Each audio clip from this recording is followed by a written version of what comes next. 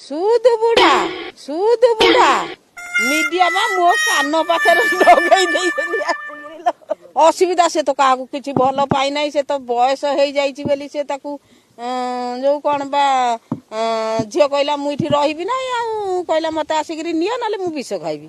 ତା ବୋପା ସୋଠୁ ମିଛ କଥା ସେଠି କହିଲା ମା ଧିଅ ଭଲ ନାହିଁ, ସେ ଆଇଲା ଦିନଠୁ ମୁଁ ନେଇକିରି ଯାଉଛି। ନେଇ ଆଇଲା ଆଉ ତାକୁ ବହୁତ ବୟସ ହେଇଯାଇଛି ନା।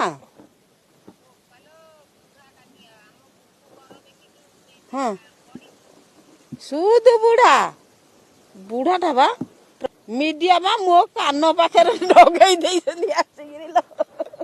ମୁଁ ତୋ ସାଙ୍ଗେ କଥା ହଉଛି, ଲାଇଭ ଚାଲିଛି।